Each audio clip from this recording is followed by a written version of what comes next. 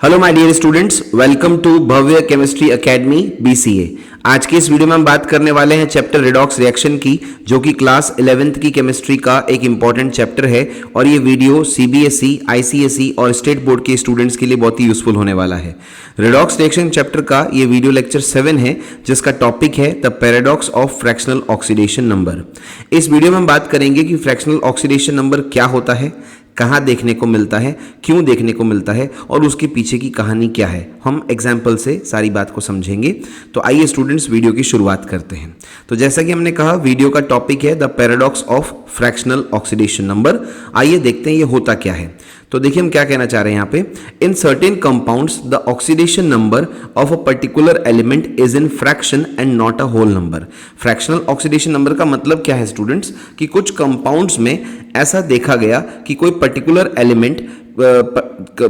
Element की जो oxidation number है वो फ्रैक्शन में आ रही है, होल नंबर में नहीं आ रही है। तो सर्टेन कंपाउंड्स में ऑक्सीडेशन नंबर किसी पर्टिकुलर एलिमेंट का फ्रैक्शनल में आना, होल नंबर में नहीं आना, इसी को ही फ्रैक्शनल ऑक्सीडेशन नंबर उस पर्टिकुलर एलिमेंट के लिए बोलते हैं। ठीक है, अब ये जो फ्रैक्शनल ऑक्सीडेशन नंबर का कंसेप्ट है, ये इजीली हमारे दिमाग में नहीं बैठ पाएगा, क्योंकि हम ये समझेंगे कि ऑक्सीडेशन नंबर या जो ऑक्सीडेशन स्टेट की बात हम करते हैं वो तो ट्रांसफर ऑफ इलेक्ट्रॉन से आता है। फ्रैक्शनल इलेक्ट्रॉन्स कैसे ट्रांसफर होंगे? इलेक्ट्रॉन्स की शेयरिंग हमेशा होल नंबर में होती है, इलेक्ट्रॉन का ट्रांसफर होल नंबर में होता है। तो ये फ्रैक्शनल ऑक्सीडेशन नंबर वाली बात हम इजीली नहीं समझ पा रहे हैं, तो उसी को समझने का प्रयास करते हैं। तो देखिए ध्यान से, यही बात यहां पे फिर से कही गई है। देखिए, the concept of fractional oxidation number is quite difficult to digest because we know that the electrons are neither shared nor transferred in fractions.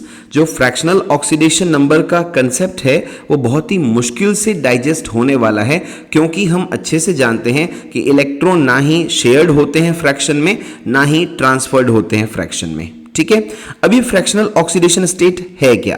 तो देखिए, जहां कहीं पे भी फ्रैक्शनल ऑक्सीडेशन स्टेट किसी एलिमेंट की, किसी कंपाउंड के अंदर आती है, इसका मतलब है कि हम उस एलिमेंट की एवरेज ऑक्सीडेशन स्टेट की बात कर रहे हैं, जिसको हमने कंसिडर किया है। और हम जब स्ट्रक्चरल पैरामीटर्स को देखते हैं तो ये पता चलता है कि उस एलिमेंट के अंदर, उस कंपाउंड के अंदर उस एलिमेंट की डिफरेंट ऑक्सीडेशन स्टेट्स प्रेजेंट होती हैं, जिस वजह से ही एवरेज ऑक्सीडेशन स्टेट निकालने पर फ्रैक्शन ऑब्टेन्ड होता है। राइट? तो देखिए ध्यान से, fractional oxidation state is the average oxidation state of the element under examination. Under examination, under consideration जिस element की बात हो रही है, उस element का average oxidation state ही fractional oxidation state होता है। And the structural parameters reveal that the element for whom the fractional oxidation number is realized is actually present in different oxidation state.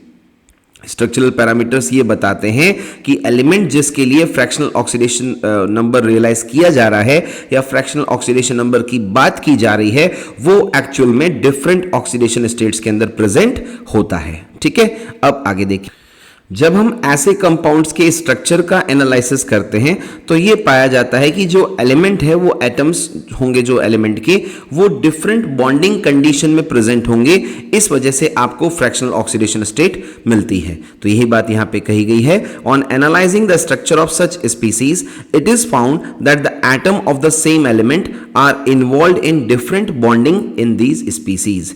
तो जिन स्पीसीज में element का fractional oxidation number मिल रहा है, उसकी स्ट्रक्चर का एनालिसिस करने पर यह पता चलता है कि उस सेम एलिमेंट के जो एटम्स हैं वो डिफरेंट बॉन्डिंग कंडीशन में प्रेजेंट हैं।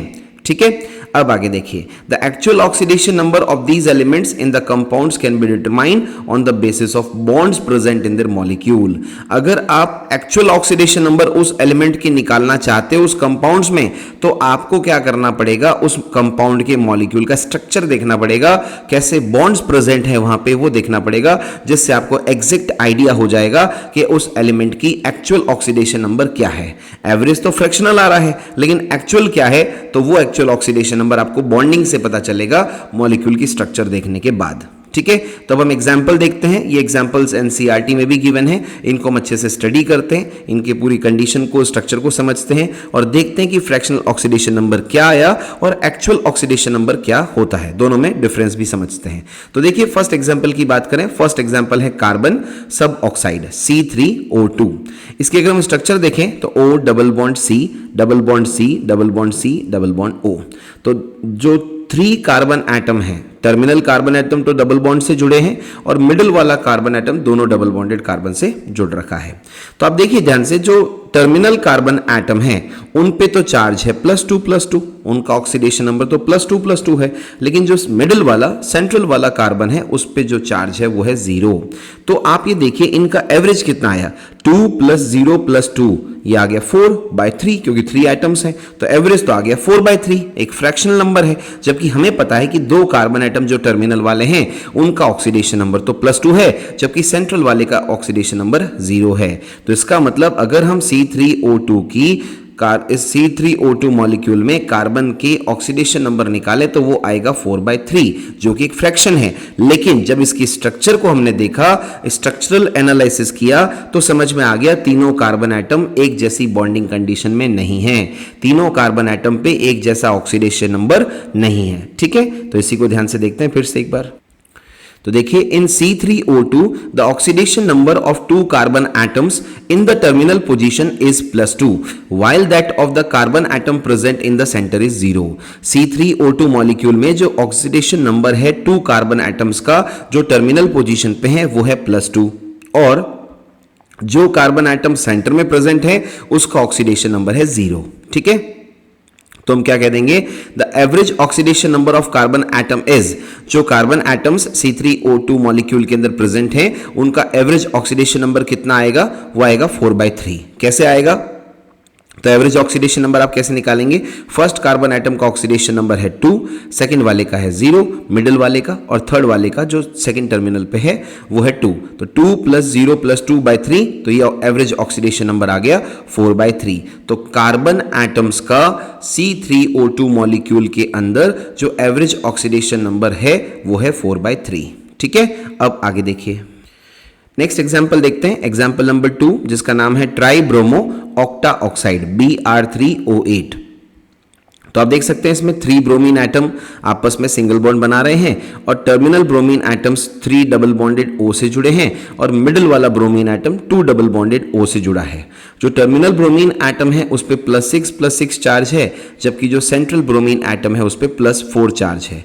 तो हम देखेंगे कि जो तीनों ब्रोमीन एटम हैं इनमें तीनों में बॉन्डिंग एक जैसी नहीं है और स्ट्रक्चरल एनालिसिस ये बता रहे हैं कि टर्मिनल ब्रोमीन का ऑक्सीडेशन नंबर और सेंट्रल ब्रोमीन का ऑक्सीडेशन नंबर अलग है। इसी वजह से जो फ्रैक्शनल ऑक्सीडेशन स्टेट यहां पे मिलती है और वो फ्रैक्शनल ऑक्सीडेशन नंबर ब्रोमीन का और इंडिविजुअल ब्रोमीन का ऑक्सीडेशन नंबर दोनों अलग है। देखिए एक बार ध्यान से, इन Br3O8 molecule the oxidation number of 2 terminal bromine atom is +6। देख सकते हैं आप, दोनों टर्मिनल ब्रोमीन एटम पर जो ऑक्सीडेशन नंबर है वो है +6 while that of the central bromine atom is +4। जो सेंट्रल पे ब्रोमीन एटम है उसका ऑक्सीडेशन नंबर है +4। ठीक है, the average oxidation number of bromine atom is 16/3। जो एवरेज आएगा ब्रोमीन एटम्स का ऑक्सीडेशन नंबर वो आएगा 16/3। कैसे आएगा, तो एवरेज ऑक्सीडेशन नंबर क्या हो जाएगा, टर्मिनल ब्रोमीन एटम का 6, दूसरे टर्मिनल ब्रोमीन एटम का 6 और मिडिल वाले सेंट्रल वाले ब्रोमीन एटम का 4। तो 6 + 4 + 6/3 that comes out to be 16/3।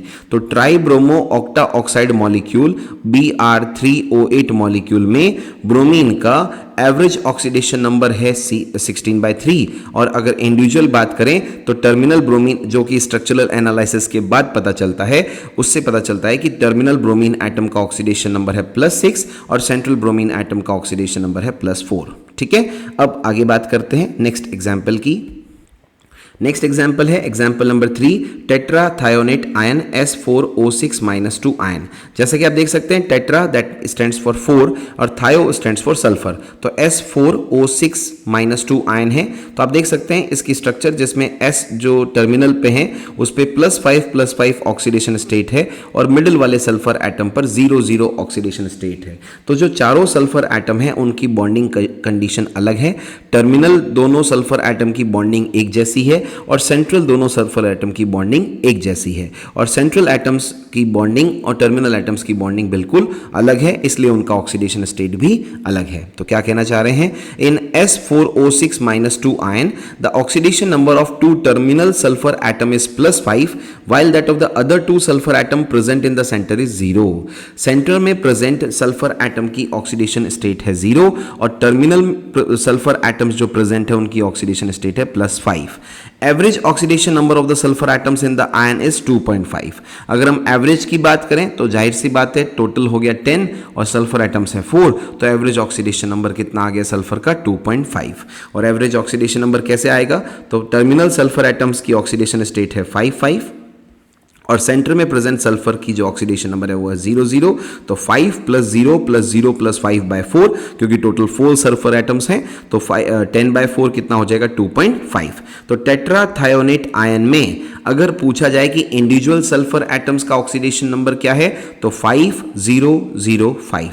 Terminal वाले सल्फर जो है वो +5 ऑक्सीडेशन नंबर शो करते हैं और जो सेंट्रल वाले दोनों सल्फर एटम है उन पे 0 ऑक्सीडेशन नंबर है, राइट। और अगर एवरेज ऑक्सीडेशन नंबर पूछा जाए तो वो होता है 2.5। ठीक है, अब आगे देखिए। तो इसका मतलब ये हो गया कि फ्रैक्शनल ऑक्सीडेशन नंबर किसी पर्टिकुलर एलिमेंट का अगर कैलकुलेट करना है किसी कंपाउंड या आयन के अंदर तो आपको उसकी स्ट्रक्चर पता होनी चाहिए। बिना स्ट्रक्चर पता हुए आपको एग्जैक्ट ऑक्सीडेशन नंबर नहीं आएगा और ना ही आपको फ्रैक्शनल ऑक्सीडेशन नंबर का पता चल पाएगा कि आप एग्जैक्ट कितना बता रहे हैं, right. Hence it is clear that the fractional oxidation number of a particular element can be calculated only if we know about the structure of the compound ion in which it is present. तो जिस compound या ion में वो atom particular element का atom present है तो उससे ही हम एग्जैक्ट ऑक्सीडेशन नंबर भी बता सकते हैं और फ्रैक्शनल ऑक्सीडेशन नंबर भी उसी से बताया जा सकता है। ठीक है, अब यहाँ पे देखिए एक स्पेशल नोट कि जो Fe3O4, Mn3O4 और Pb3O4 हैं, ये कुछ एग्जाम्पल्स हैं मिक्स ऑक्साइड के जहाँ पे मेटल एटम की फ्रैक्शनल ऑक्सीडेशन स्टेट प्रेजेंट होती है। तो अगर ये बात की जाए कि फ्रैक्शनल ऑक्सीडेशन स्टेट कहाँ कहाँ मिलती हैं तो हमारे पास कुछ मिक्स ऑक्साइड के एग्जाम्पल्स हैं जैसे कि Fe3O4, Mn3O4 और Pb3O4 जहाँ पे जो सेंट्रल मेटल एटम है उसके अंदर फ्रैक्शनल ऑक्सीडेशन स्टेट प्रेजेंट होती है। ठीक है, तो देखिए ध्यान से, in Fe3O4, Mn3O4 and Pb3O4 they are the examples of the mix oxide. Mix oxide क्या होता है उसकी बात करते हैं, जहाँ पे दो डिफरेंट ऑक्सीडेशन स्टेट मेटल की प्रेजेंट होती हैं, वो होता है मिक्स ऑक्साइड, राइट। एक होता है एसिडिक ऑक्साइड, एक होता है बेसिक ऑक्साइड, एक होता है न्यूट्रल ऑक्साइड और एक होता है एम्फोटेरिक ऑक्साइड। मिक्स ऑक्साइड उन चारों से अलग है। मिक्स्ड ऑक्साइड का मतलब ही यहाँ हो गया कि इसमें दो ऑक्साइड मिक्स्ड होंगे जिसमें मेटल एटम जो होगा वो सेम होगा और उसकी दो डिफरेंट ऑक्सीडेशन स्टेट प्रेजेंट होगी और वहां पे भी जब आप एवरेज निकालोगे तो फ्रैक्शनल आएगा वो, इसीलिए वहां पे बोलते हैं कि फ्रैक्शनल ऑक्सीडेशन स्टेट प्रेजेंट है, राइट। तो इन तीनों एग्जांपल्स, ये तीनों किसके एग्जांपल्स हैं? ये तीनों मिक्स ऑक्साइड के एग्जांपल्स हैं और इन तीनों में ही क्या हो रहा है, जो सेंट्रल मेटल एटम है उसकी फ्रैक्शनल ऑक्सीडेशन स्टेट प्रेजेंट होती है। अब हम एक एग्जांपल लेते हैं Fe3O4 का, जिससे बात और अच्छे से समझ में आएगी। तो देखिए Fe3O4 can be written as FeO.Fe2O3 where the Fe atom shows +2 and +3 oxidation state, right. तो अगर हम Fe3O4 की बात करें तो हम ये कह सकते हैं कि जो Fe3O4 है उसको कैसे लिखा जाता है, एग्जैक्टली वो होता क्या है, वो होता है FeO.Fe2O3। फेरस ऑक्साइड और फेरिक ऑक्साइड का प्रोडक्ट है ये। तो मिक्स ऑक्साइड है जिसमें आयरन की जो ऑक्सीडेशन स्टेट है, Fe की ऑक्सीडेशन स्टेट है वो है +2 और +3। अगर हम बात करें average oxidation number of Fe atoms तो कितना आएगा, तो वो आएगा 8/3 इन Fe3O4। तो Fe3O4 में आयरन की एवरेज ऑक्सीडेशन स्टेट कितनी है, 8/3। एग्जैक्ट ऑक्सीडेशन नंबर क्या होगा तीनों Fe एटम की, तो दो Fe एटम +3 ऑक्सीडेशन स्टेट में है और एक जो है वो +2 ऑक्सीडेशन स्टेट में प्रेजेंट होता है। ठीक है, अब ऐसा भी नहीं है कि आपको फ्रैक्शनल ऑक्सीडेशन स्टेट कभी मिलेगा ही नहीं, मिलता तो है। कहाँ मिलता है उसकी भी बात कर लेते हैं। The oxidation state may be written in fraction as in O+2 ion and O-2 ion where the oxidation state of oxygen is +2 and +½ and -½ respectively. जो हमारे पास O2+ आयन है और O2- आयन है, O2- आयन कौन सा होता है आप कमेंट सेक्शन में इसका नाम लिख के बताइएगा स्टूडेंट्स। तो O2+ आयन और O2- आयन जो होता है उसका उसके अंदर जो ऑक्सीजन आइटम प्रेजेंट है वो फ्रैक्शनल ऑक्सीडेशन स्टेट रखता है, और वहाँ पे ऑक्सीजन की ऑक्सीडेशन स्टेट क्या है, O2 प्लस में है प्लस हाफ और O2 माइनस में है माइनस हाफ। तो ये जो पर्टिकुलर स्पीसीज के एग्जाम्पल्स हमने लिखे हैं इनमें फ्रैक्शनल ऑक्सीडेशन स्टेट पहले से ही मिलता है, आपको कुछ भी देखने की जरूरत नहीं है। तो हमने इस पूरे वीडियो में ये समझा कि फ्रैक्शनल ऑक्सीडेशन नंबर क्या होता है, क्यों होता है, कैसे उसको डिटरमाइन करते हैं, और वहाँ पे एग्जैक्ट ऑक्सीडेशन नंबर उन एलिमेंट्स का निकालना हो तो कैसे निकालते हैं। हमने एनसीईआरटी में जो गिवन एग्जांपल्स हैं उनको लिया, उनके स्ट्रक्चर को देखा, उनके लिए एवरेज ऑक्सीडेशन नंबर बताया, एग्जैक्ट ऑक्सीडेशन नंबर बताया, और हमने कुछ स्पेशल पॉइंट्स के थ्रू मिक्स ऑक्साइड और कुछ ऐसे आयंस की भी बात की जहाँ पे हम फ्रैक्शनल ऑक्सीडेशन नंबर वाली बात को समझाते हैं। तो आई होप यहाँ पे जो भी आपको कंसेप्ट समझाया वो समझ में आया होगा, उसमें कोई भी डाउट नहीं होगा। और फिर भी अगर कोई बात या कोई एग्जाम्पल ऐसा है जो आपको समझ में नहीं आया हो तो आप उसको कमेंट सेक्शन में जरूर मेंशन करें, ताकि उस पे बेस्ड हम एक सेपरेट वीडियो अलग से बना दें। और स्टूडेंट्स, अभी तक आपने वीडियो पूरा देखा है और चैनल को सब्सक्राइब नहीं किया है तो प्लीज़ चैनल को सब्सक्राइब कीजिए, ताकि 11th और 12th नीट और जेई के केमिस्ट्री के जो भी वीडियोस इस चैनल पे अपलोड होते हैं उसका नोटिफिकेशन आपको मिल जाए। और इसके अलावा अगर आप कोई टॉपिक हमसे पढ़ना चाहते हैं तो वो भी आप कमेंट सेक्शन में ज़रूर मेंशन करें, उस पे बेस्ड हम एक सेपरेट वीडियो अलग से बना लेंगे। Okay students, thank you very much.